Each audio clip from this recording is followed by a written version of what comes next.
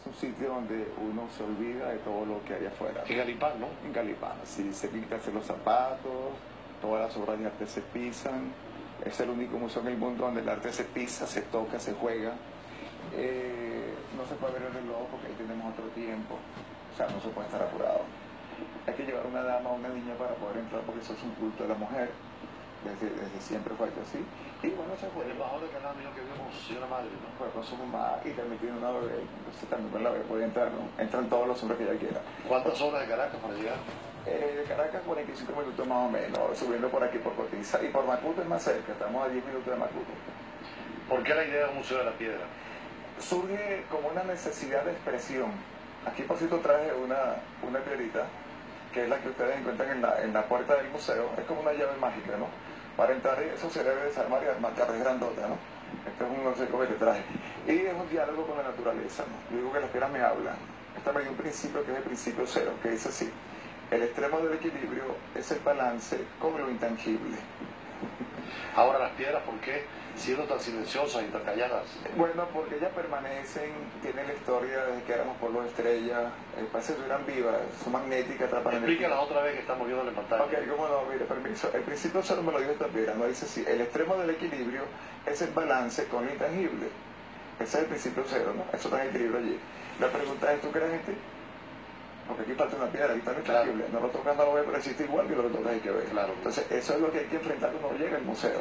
Desarmar y tratar de armar esa piedra. Y empieza la... ¿Hay alguna expresión de esto en alguna otra parte del mundo? Uno le pregunta a Google, que todo lo sabe, y dice que es el único en el mundo. Fue una suerte, ¿no? La calificación de Museo de Arte Ecológico surge de los directivos de la Universidad Simón Bolívar en ese momento, en el año 90. El profesor Manuel Acosta, el profesor Antonio Acosta, me dijeron: eso es todo un museo de arte ecológico. Y yo le pregunté: ¿qué es esto, profesor? ¿Qué es arte ecológico? Y me explicaron que eso forma conciencia ambiental. Entonces, bueno, nace el mundo con el aval de los directivos de la Universidad Simón Bolívar. ¿Qué filosofía hay detrás de todo esto? Mira, yo planteo una sola cosa, hermano: el equilibrio. Ahí no se plantea nada ni político, ni... Muy aristotélico eso, ¿no? ¿Ah?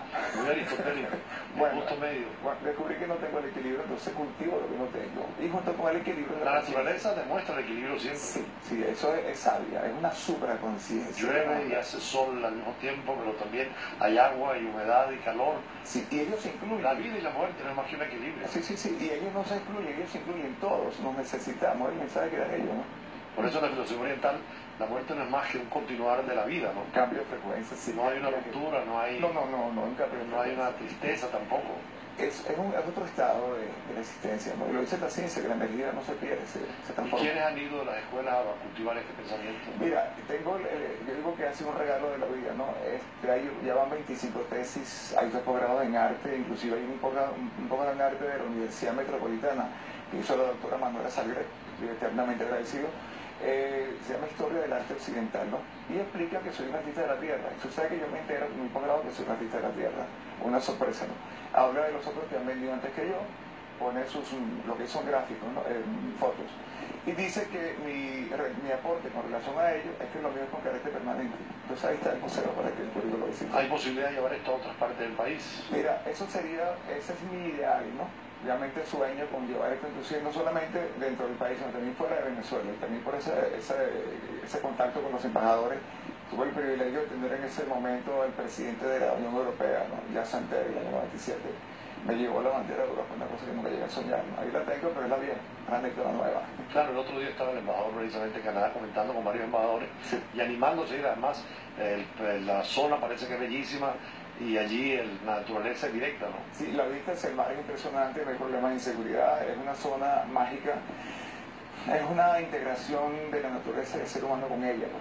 Yo quiero invitarlos también, la fecha no la tengo, pero mi museo cumplió 25 años, nunca lo he celebrado y creo que no debe pasar bajo la mesa. ¿Dónde pueden informarse quienes están escuchando hoy? Bueno, si están amables, la página es www.galipán.net.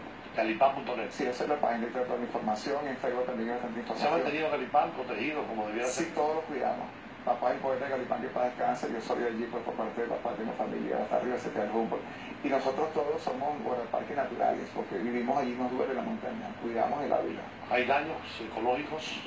Bueno, si uno se descuida, bueno, hay gente que lo que pasó, pues que una guaya prendió el Ávila, y bueno, busca pagar entre todos también. Estamos pendientes, pues que la agua no nos falle. ¿La biodiversidad cómo está catalogada? Rico, porque ahí no se puede cazar.